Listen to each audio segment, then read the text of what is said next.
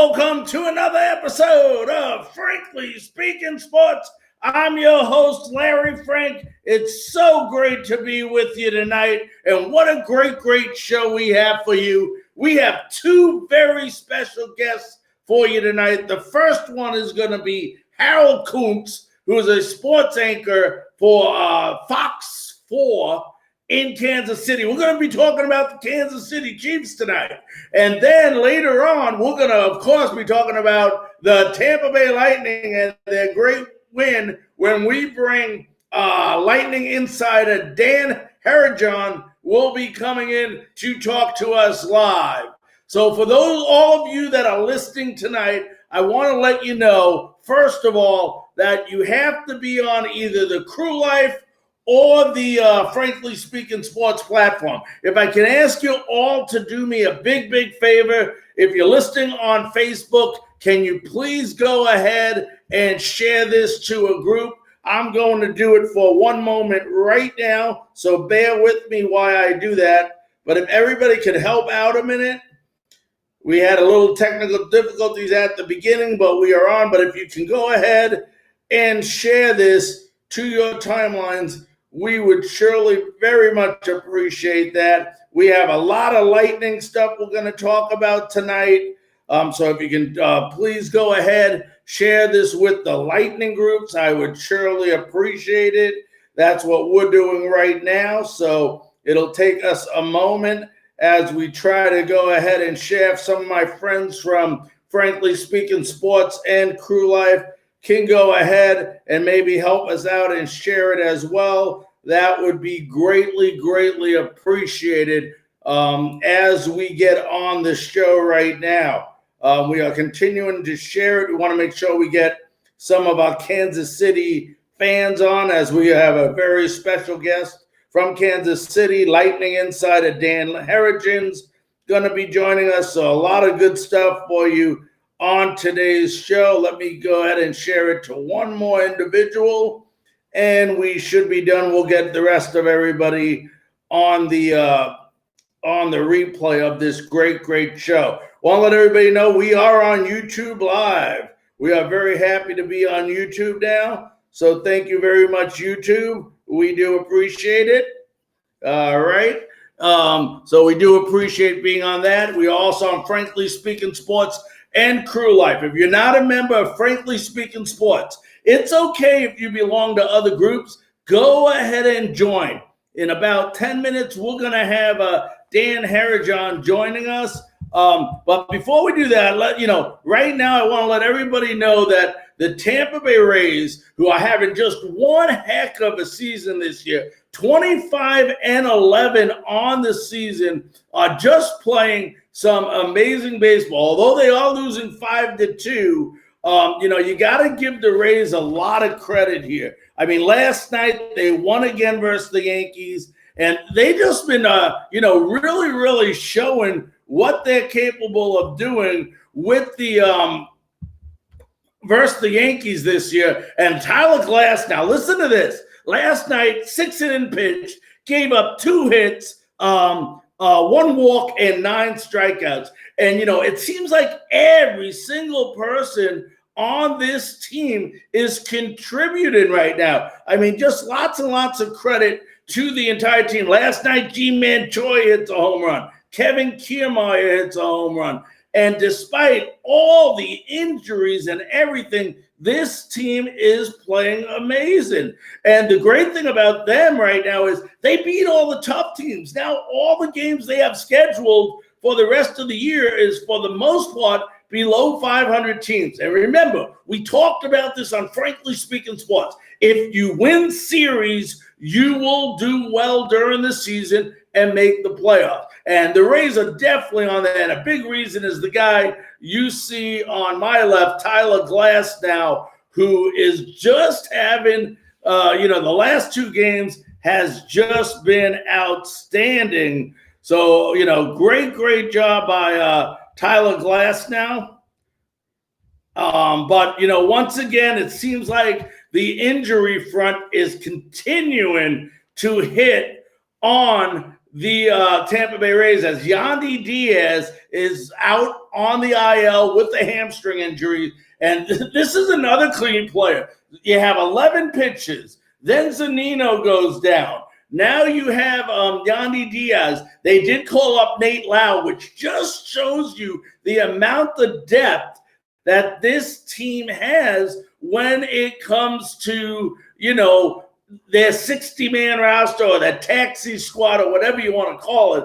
And it's just a great amount. So when Yandy Diaz goes down, they bring up Nate Lau, who is a power hitter. So just, again, an amazing start for the Tampa Bay Rays as they move on to a record of 25-11. They are losing 5-2 right now.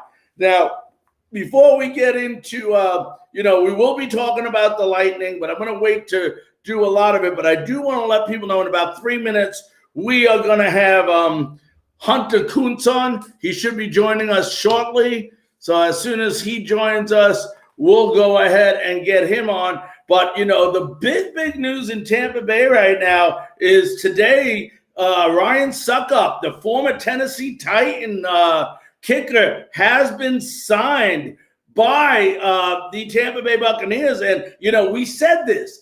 We are not going to lose games this year because of the kicking game.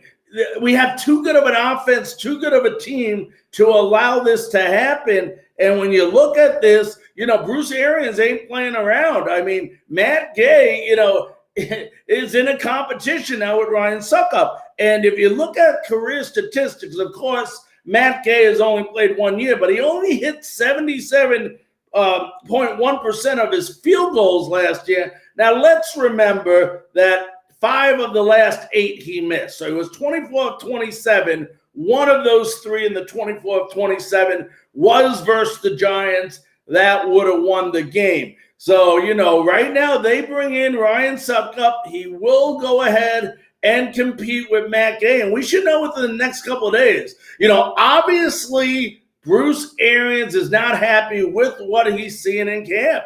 And he's not going to stand for a kicker who doesn't make his field goals. Meanwhile, career-wise, Ryan Succop, is 82.2. You like to see them in the high 80s or mid to high 80s. But Succop has made 236 out of 287 field goal attempts in his career. And once again, I do not understand why they have not brought in Stephen Gostkowski, who used to kick for the Patriots, who used to play with Tom Brady, who used to play with Gronk. But there's got to be a reason why a kick as successful as Gostkowski has not been brought in, whether it's a physical issue or not, I do not know. But, you got to wonder what's going on in Bucs camp when it comes to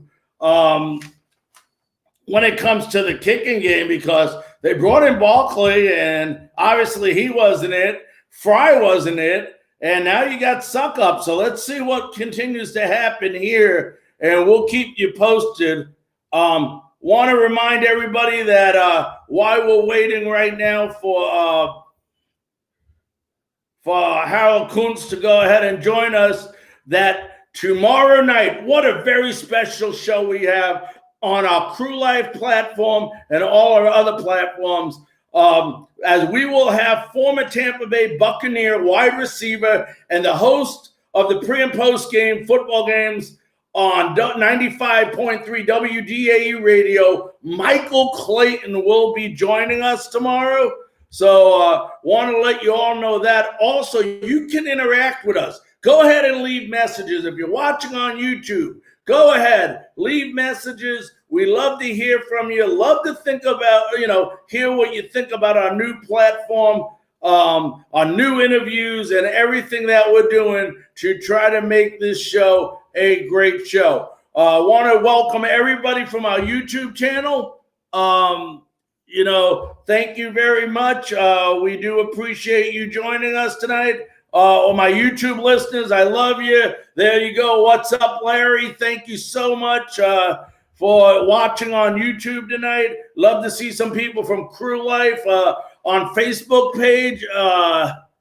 If everyone can please share, we would surely appreciate this, as we are on a new platform. Everybody, loves the new platform from what I heard last night, and we are so happy to be able to be on TV with you. For those of you who want to watch a replay of this show, let's say you're at a local sports bar tomorrow eating lunch, 12 hours after the show, it will be on YouTube recorded. So you can go to a sports bar, tell them to put on YouTube, ask to watch Frankly Speaking Sports, and you will go ahead and you will be able to watch our show. So we want to thank you all very, very much for joining us. I see quite a few people now joining us.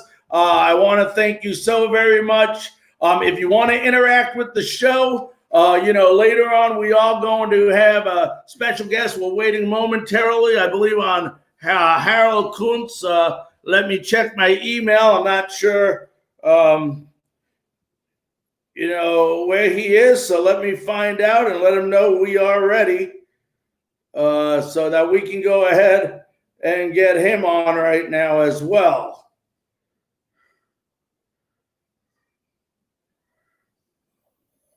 So Harold should be coming on any second. So want to thank our YouTube people. We're getting a lot of YouTube people on that are very, very impressed with our show. We're moments away from having Harold Kuntz on the show with us. I know he's probably trying to get through right now, so we're not sure what's going on right there. But we will continue to wait for Harold. Hopefully he joins us soon, live from our Frankly Speaking studios here in Tampa, Florida. So we'll do that. If you see me looking at my phone, I am waiting for Harold. So I want to make sure that if there's any holdup that, he's being taken care of, let me go ahead and text him. It is a different time there, so I want to make sure he's, knows that we're here. Let me go ahead and let him know that we are ready.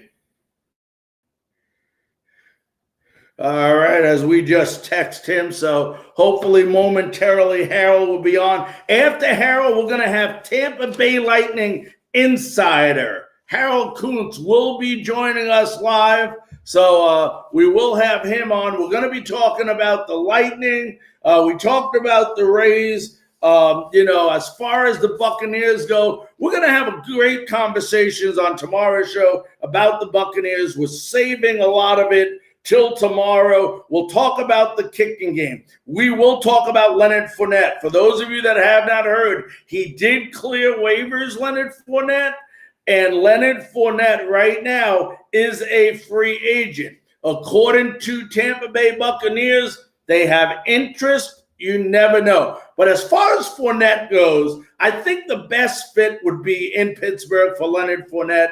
Leonard Fournette is a great running back. We talked about this last night. He had 1,100 yards rushing last year, caught 73 passes out of the backfield, and he's had a lot of success in Pittsburgh when the Jaguars have played the Steelers. Actually, some of his best rushing games in Pittsburgh have been with or against the Pittsburgh Steelers. So I think that's a good fit. A lot of people ask about the Kansas City Chiefs, and when Harold comes on, we'll probably get into that a little bit more.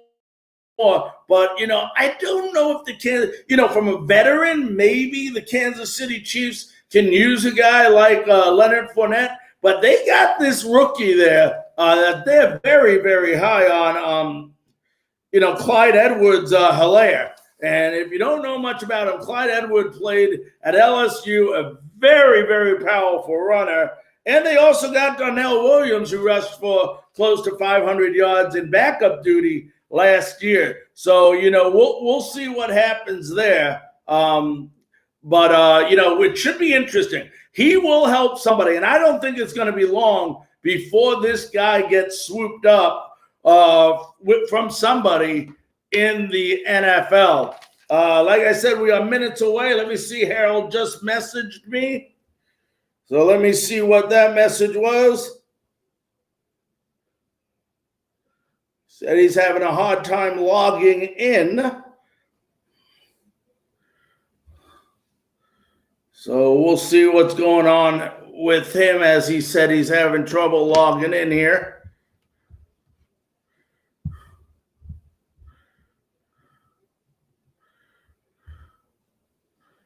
So we'll give him a couple minutes while he tries to log in. I'm not sure why he's having trouble logging in, but hopefully in a moment we will find out.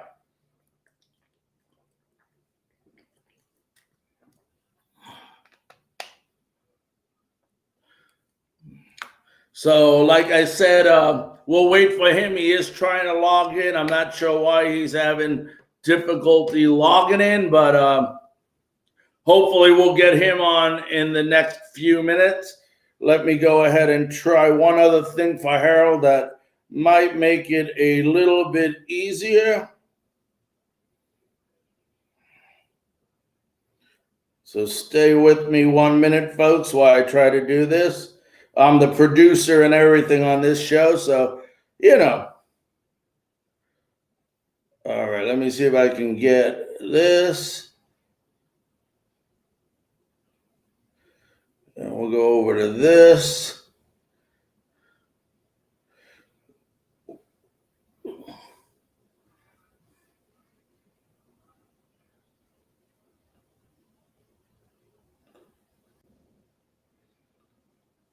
All right, we sent it up. Let's see.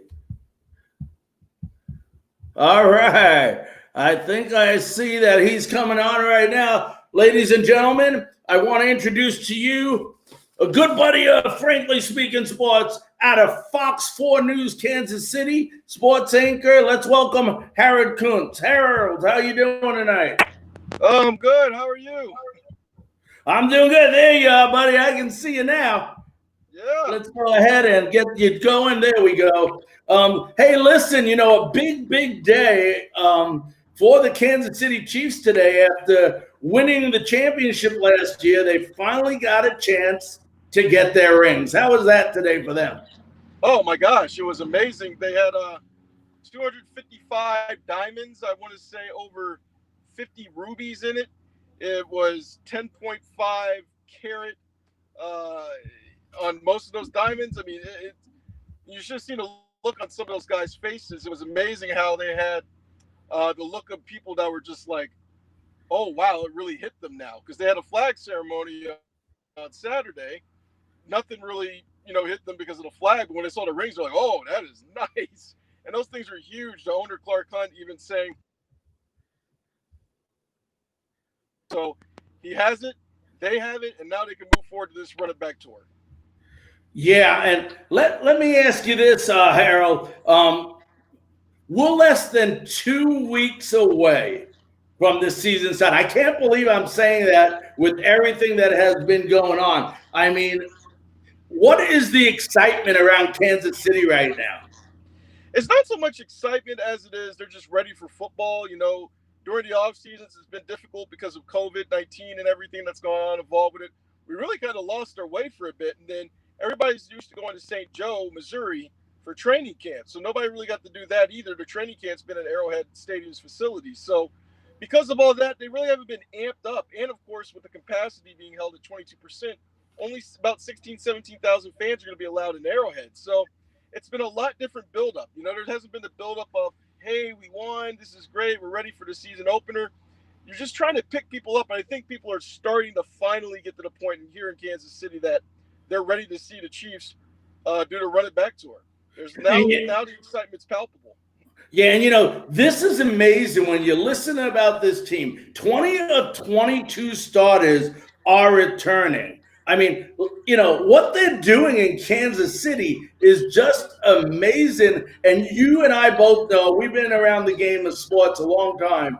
It's not an easy thing to repeat 1 year after another. But if you have to think of a team that has the best chance of recent times to do it, the Kansas City Chiefs have to be the one.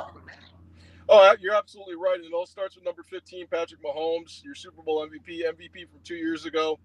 But I want to lead you to some of the new additions on this team that might do something, especially the running back. Clyde Edwards-Helaire is definitely a name to look out for. You might have heard him if you're big into fantasy football as a guy to look out for.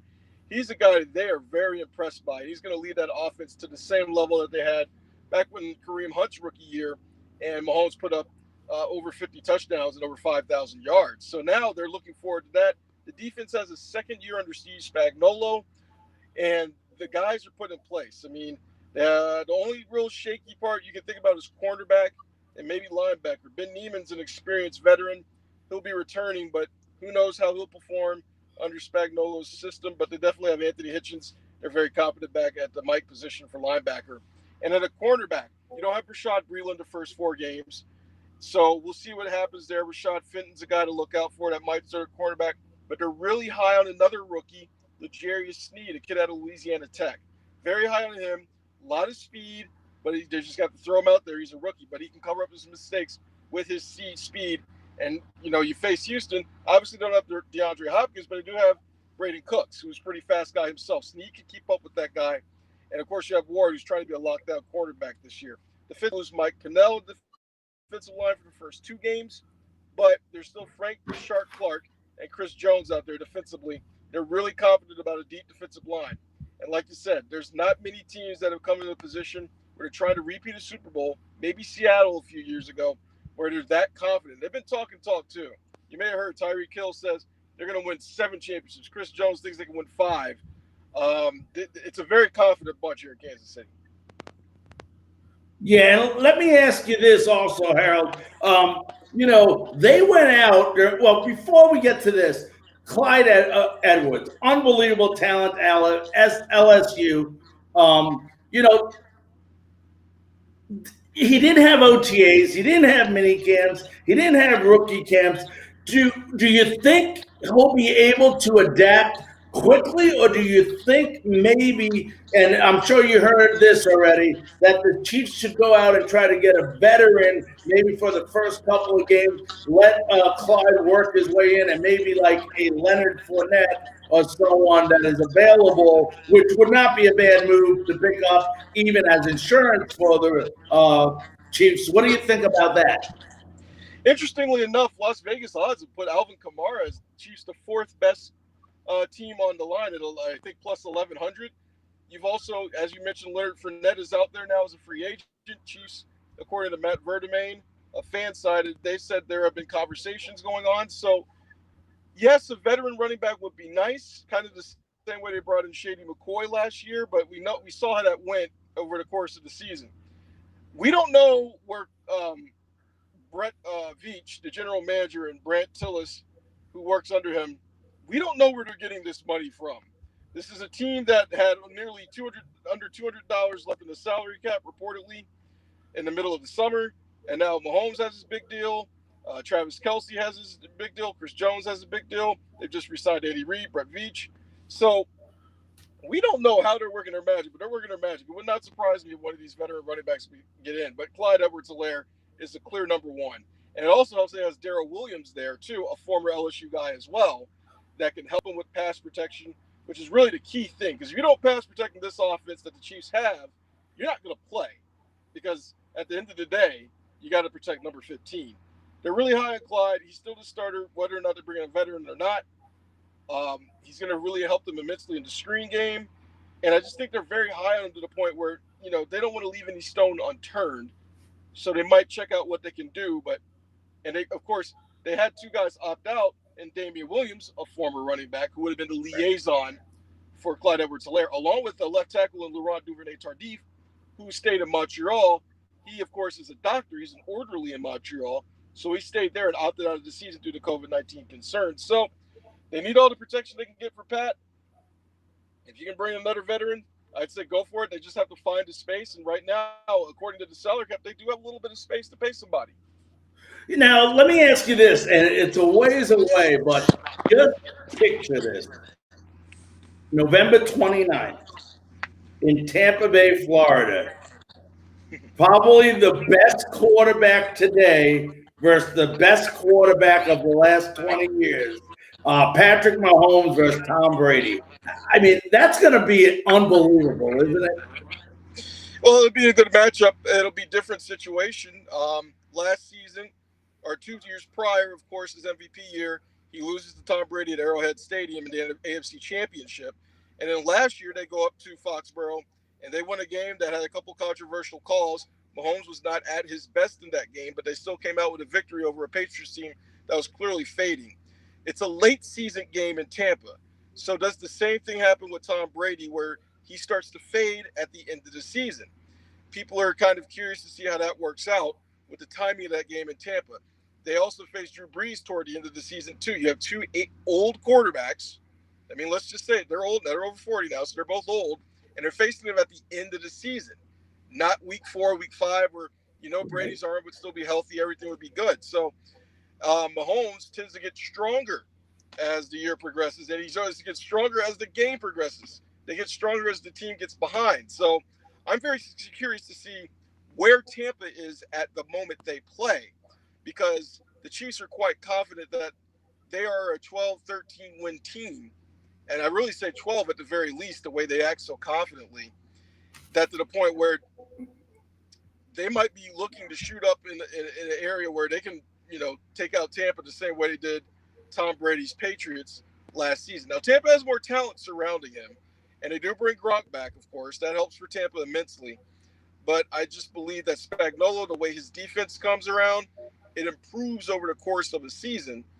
And if Brady declines over the course of the season, that's a bad mix where the Chiefs might pull that one out in Tampa. Harold, how big of an acquisition has Andy Reid been for the Kansas City Chiefs organization? Everything. He's been everything. Any player you just talk to, Andy Reid. One player's gone as far as to say, like, Andy Reid is the best thing going in Kansas City. He even said today that he owes everything to the Hunt family, that is the owners of the Chiefs. He said over and over again he can't thank them enough. The organization behind him is great. He's got the steady control he wants. And let's keep this in mind about Andy Reid. This isn't Philadelphia Andy Reid anymore. This is a guy who's been in KC and has been entrenched for a long time now. He has kind of the control he wants. They listen to him. Plus, he has the trust of his players. Patrick Mahomes wouldn't have signed another 10-year extension that's over $5. Well, he would have signed for $503 million. Let's get that right. But he's not going to sign another 10 years without Andy Reid by his side. And Andy Reid would be mid-70s by the time that 10-year extension runs out. So he also mentions Tyrann Mathieu, obviously another guy with Louisiana ties. He's another guy that they think with those two, he thinks it makes him a kid again. It makes him, he's young at heart. He's got more spring in his step. And he means so much to not only the Kansas City Chiefs organization, but he means a lot to Kansas City. The fact that you look at where this team was before him, they couldn't keep a coach. I mean, Romeo Crennel was coaching this team. Todd Haley was coaching this team. Schottenheimer was there, but he never had the playoff success. So he's come in, he's built this thing from the ground. He's really rebuilt this thing from the ground up to a point where the Chiefs are very confident now. Now that they have the Super Bowl, now it's how many they can win. A couple more questions before we let you run, Harold. Let me ask you this, and I don't understand it, and maybe you can put light on it because it's a question a lot of people that know about football and know about the NFL is asking. A couple of months ago, they came out with this thing, which obviously is true, that they need to hire more minority coaches in the NFL. And, if they would just look at Kansas City a minute and look at their offensive coordinator, Eric Bieniemy, why can't this guy? I mean, I don't know if you know the answer, but I think this guy is the best thing out there that is qualified to be a head coach in the NFL. And why is he having so much difficulty finding a job? Your guess is as good as mine. Some have said maybe it's during the interview process. Some have said that maybe NFL owners just haven't really found a liking to him. Liking in the sense that because of this liking, we know what that means. It means maybe they're just not ready to turn their attention away to an African-American coach. Maybe it's gotten to that point. So, but for whatever the reason is, he has the qualifications. Doug Peterson was a guy who was a head coach at Philadelphia. That worked out. Matt Nagy was offensive coordinator at Andy Reid, now a head coach at Chicago Bears. Right. That also worked out. So, and Nagy, you remember, he had Mitch Trubisky, and it led him to the playoffs. Peterson's won his Super Bowl. I have no unearthly idea how he's not a head coach. But I know one thing. He's won over press conferences this year. One thing that he said, he calls Patrick Mahomes a competitive prick, which is a really interesting thing to say. But when you think about it, he's trying to look for some one-liners now at these press conferences. And I think that's the way he wants to be. Head coaches have to sell the team because they have to be the spokesperson of the team. I think now, instead of sticking around with the normal football cliches, he's kind of opened up a little bit more. He's got a little more attitude. He's actually become one of the better sound bites of this short training camp. But I think it's only going to do him favors going forward. Yeah, and I hope so, because there really is nobody, and there's other qualified people, I'm sure, but nobody deserves it more than this guy with the success he's had. My last question to you before I let you go. The AFC West isn't what you call the most solid division in NFL, but you got to admit the Raiders are slowly but surely climbing up that ladder in the AFC West. Do you think at all that they can compete? I mean, I don't know if anybody can compete with Kansas City, but do you think if anyone would give them trouble in that division, it would be the Raiders? No, it'd be the Broncos. You think the Broncos? Are at least set, they'd be the Broncos because they're set at quarterback. Oakland or Las Vegas right now. I'll probably call them Oakland until about week 7 or 8. Las Vegas I got you. right now. They obviously have the running back in Josh Jacobs, but their quarterback situation is it's a twofold story. How long does Derek Carr get the leash? When do they start turning toward Marcus Mariota? There's some uncertain questions there that John Gruden has to answer with Las Vegas. And then, and I'll probably call them San Diego for a while, Los Angeles. They are going through a unique situation where they've got Tyrod Taylor, but they've got Justin Herbert waiting in the wings. And how long do they wait to pull the leashes on Justin Herbert? And you have to remember that Drew Lock, this is his second year, no preseason activity to get in sync with those new receivers that John always got through the draft. Las Vegas has a similar situation. Los Angeles has a similar situation. We're all breaking in new quarterbacks, basically. So the Chiefs have so much consistency to the point. And then factor in this. Andy Reid's record against the AFC West right now in the last 30 games, 27-3. So they don't lose much to AFC West competition. He doesn't lose after buys. He doesn't lose home. He doesn't lose season openers much because of the preparedness that he and his staff have. So, and to get a big advantage because they go to Baltimore week 3, and there's going to be no crowd in Baltimore most likely. So, I mean, it's leading up to be the continuity to this team is just leading up to me to believe that yes, Denver's a viable team that could compete the way Drew Lock is maybe developed. And remember, Drew Lock is from Kansas City. He's from a Kansas City suburb called Lee Summit. He's from here. He grew up a Chiefs fan. It's interesting how that works. So he's your biggest threat right now just because Denver has the most options and the way they ended the season last year. I think at 5-2 under his reign. So you would look out for Denver. And they're tricky. Just the problem is their defense is still some leaks veteran-wise, after Von Miller. So it's just looking like, the Chiefs kind of have the reins on the AFC West right now. But if I had to throw a team out there, I'd choose Denver. Yeah, and it looks like the Chiefs are going to have those reins for a long time to come as well. Well, listen, Harold, I want to thank you so very, very much for taking your time tonight to be on Frankly Speaking Sports. We appreciate it. Frank, it's my pleasure, man. All right, you be safe. Yes, sir.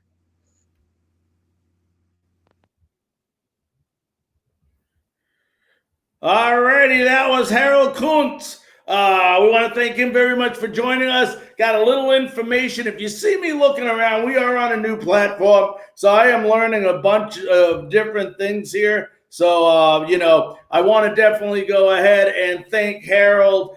For some reason, we accidentally put his name up as Hunter. I'm not sure why that happened, but we do want to apologize about that. But we did get it right. Let me see. I got a message here.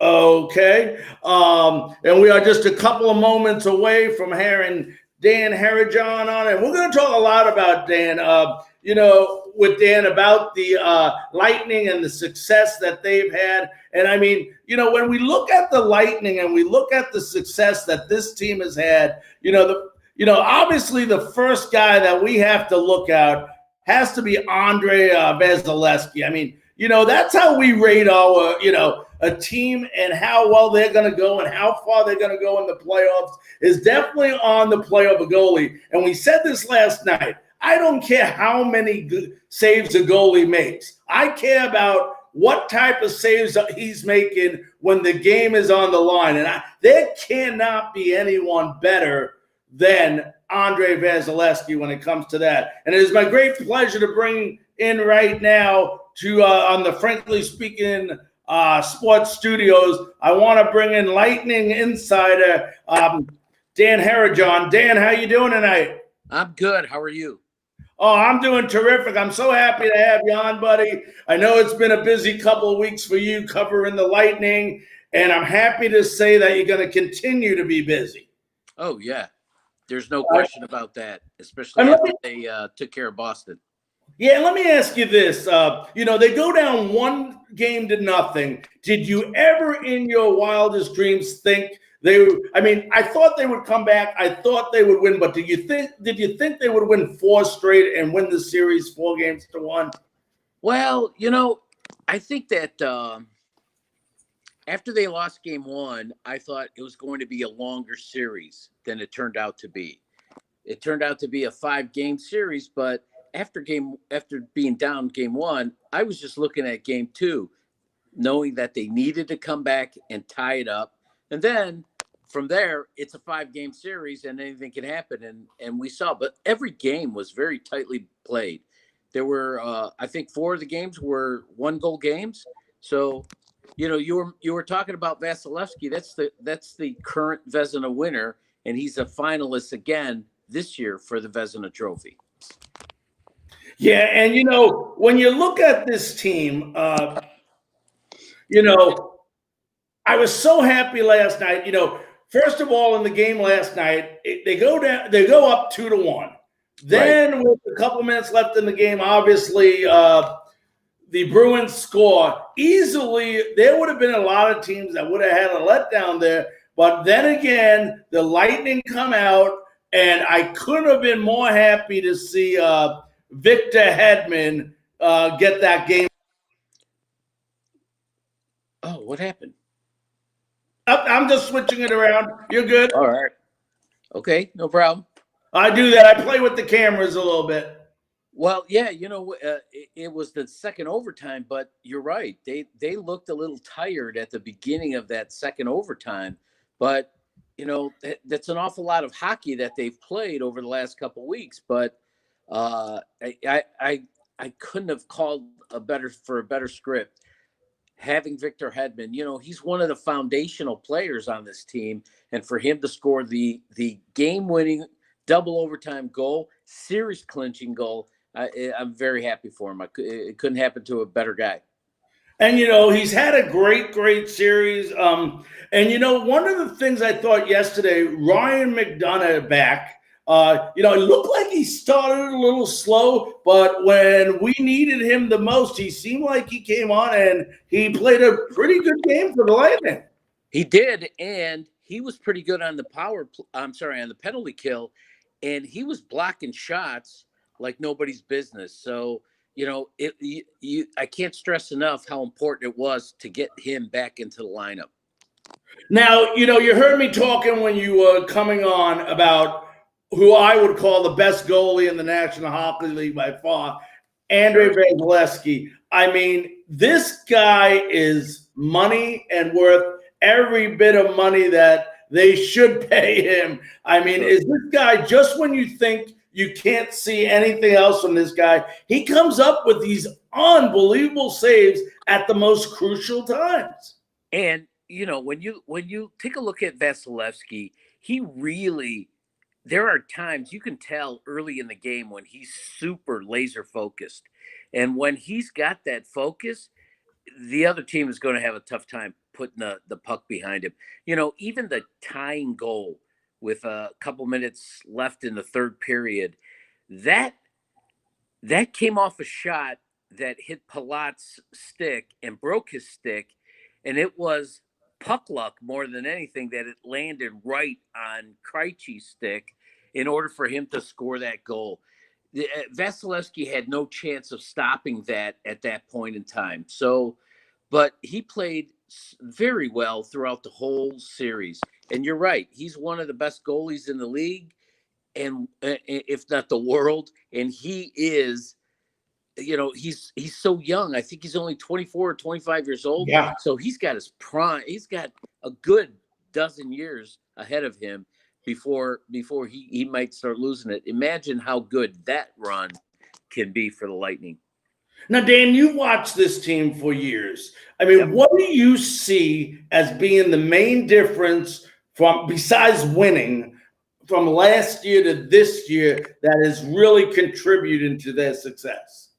Well, I think that the number one difference between last year and this year, because remember, there's a lot of the same players on the Right. team. But I think if you look at a couple of key additions like Pat Maroon, Barclay Goodrow, and Blake Coleman, these guys, it's funny. John Cooper in his post-game interview last night said, these are guys that have dirt under their fingernails. And those are the kinds of players I think that this team has lacked over the last, let's say 3-4 years. We knew that they always had the offensive skills. They've led the league in scoring, I think, 3 out of the last 4 years. So we knew they could put the puck in the net. That their defense is a little better now that McDonough has played a full season with the team. And Victor Hedman, he's all world. I mean, he's the reigning Norris Trophy winner, and he's just arguably one of the 1, 2, or 3 top defensemen in the league. But I think the big change is the way the Lightning are playing a physical kind of game. Remember, Columbus last year in that playoff sweep, they really showed how the Lightning really lacked a physical aspect to their game. They really took them to the boards and they made them hurt physically. I think Julian Breezewell, you have to give him a lot of credit. He pulled off a couple of trade deadline deals in getting Goodrow and Blake Coleman. He did have to give up 2 late first-round draft picks, but I think everybody can see the difference that those guys made. Goodrow and Coleman lined up with Yanni Gourde on that third line. They stopped that top line for Boston with Marchand, Pasternak, and Bergeron. Those guys, they scored some goals, but it was on the power play. 5-on-5, those guys were ineffective throughout the whole 5-game series. So, year after year, and, the guy gets no credit. Everybody last year wanted John Cooper gone. Everybody, John Cooper needs to go. When we started, even the beginning of the Columbus series, you heard a little bit of rumbles. The guy has to be one of the most underrated coaches in the National Hockey League. And you got to admit, during these playoffs, Columbus was a completely different style of team than the Boston Bruins. And I thought John had done a great job making the necessary adjustments and even keeping the guys fired up when they did go down, in some games, or when it was 2-2 yesterday after they scored, keeping them going to, get them to win these games. Well, the old adage in all sports is coaches are hired to be fired. So inevitably, I mean, we can look at some of the all-time great coaches in any major sport. Did anyone think that Don Shula, people don't realize he was fired from Baltimore long before he landed in Miami. Yeah. And he's a Hall of Fame, arguably one of the best coaches. I think he's all-time wins in the NFL. So that happens. That's part of the territory with being a professional major sport league coach. But to your point about Cooper, you know, I'm a big John Cooper fan, and part of that is because I I wrote an article about him a few years ago. Actually, what the year that they went into the Stanley Cup in 2015, and doing research for that piece, I realized that John Cooper has won a championship at every single level that he's ever coached in hockey. And that goes back to high school in the state of Michigan, where he took a undersized school in terms of student enrollment, and he propelled them to win the state championship in Michigan. But he's won in the USHL, he's won in the NASL, he's won in the league, the American Hockey League, where when he was hired by the Lightning organization, they made him coach of the Norfolk Admirals, and which was their affiliate at the time. They're now in Syracuse, but when they were in Norfolk, not only did he win the Calder Cup, which is the American Hockey League championship, but he also won or led that team to a record 23 game winning streak, which propelled them through the playoffs and into that championship. So I do believe before John Cooper is done here in Tampa, that he will have at least one Stanley Cup, if not multiple Stanley Cups here as the coach of the Lightning. A couple more questions Sure. before we let you go, Dan. Okay. Kucherov got hurt yesterday. Do we have any update on his availability coming up? No, but John Cooper did say that today, that tomorrow he will provide an update. It's hard to tell because, first of all, in real time, it happens so fast. But even in the replays that we saw, it looked like not the blade of Chara's stick, but the actual shaft of his stick caught him right here under the chin. And if it forced his head to jerk back a little bit, I personally believe that it was some sort of concussion, that when they took him off the ice, that he had to go to the quiet room in the stadium in order to get tested out by the league doctors whether or not he had a concussion. They allowed him back out, but he clearly looked different, not himself. And I think he had to go back in, and then the diagnosis then was not to let him come back for the rest of the game. Hopefully it's something minor, but we should know all the more details tomorrow. Well, we do know one thing. We do know it's either going to be the Islanders or the Flyers that we play. Right. If you had to think of out of those two teams, which team we would match up better versus, who would it be? Well, I would say that the Lightning match up better against Philadelphia than they do against the Islanders, because if you think of the Islanders, think of Columbus Blue Jackets, but in terms of defense, where they collapse in front of their goalie, where they block a lot of shots, where they make you fight for every inch of ice in order to get a good shot off.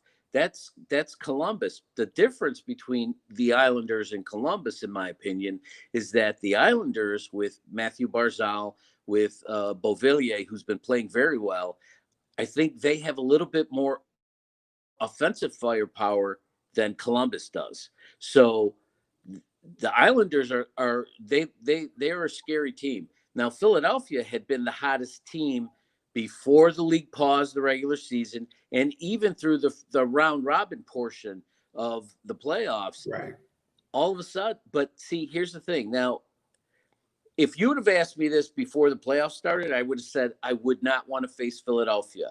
But the question mark for Philadelphia has been the defense in front of the goaltender, Carter Hart, who is playing in his first playoffs. He has struggled a little bit, and I think that's because of the defense that's been in front of him, more so than him, but it still has to play. I mean, He's a young kid, and this is his first playoff postseason.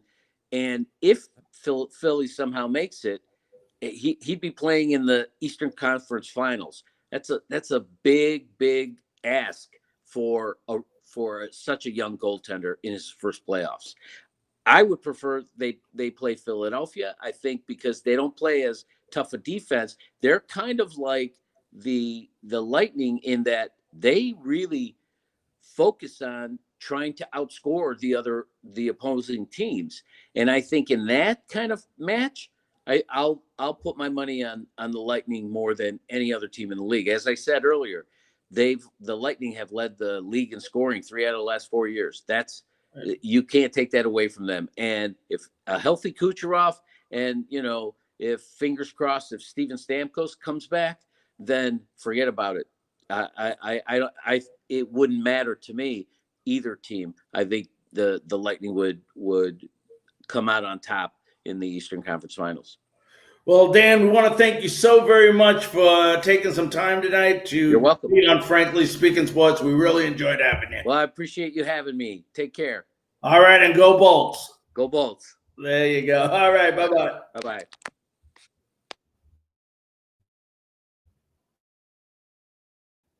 That was Dan, the Tampa Bay Lightning inside.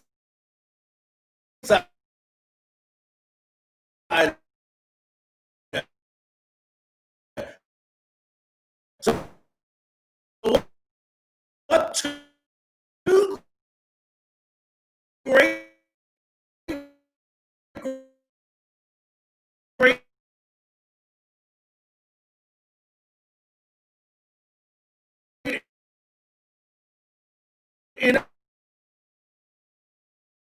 interviews that if anybody wants to the Lightning. Also on YouTube, we'll have the great Michael Clayton will be with us tomorrow night, beginning at 9 p.m. Eastern, to host of the post and pregame show on 95.3 WDAE radio. As we wait a couple of minutes left in the show, if anybody wants to drop a message, ask a question, join us on the link that is up on the screen right now. Please go ahead and do so. But I agree with Dan. The Islanders are a tough team right now, playing very, very well. And we know what the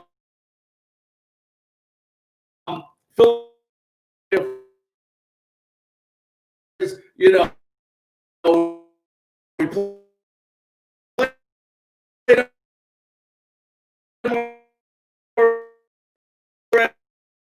played in the round robin.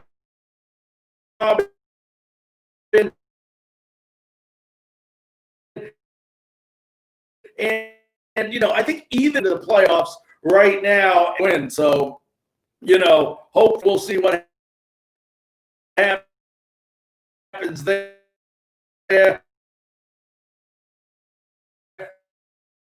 We'll find these before we leave. I always try to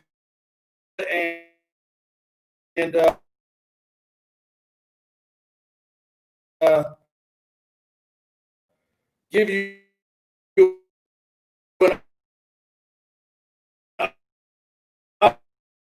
update. So let's have, give the Rays credit. They've been playing so well. What does that make them? 25-12 right now. They just owned the Yankees this year, and just fortunately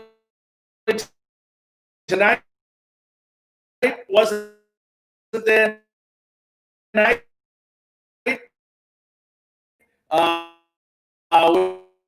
Which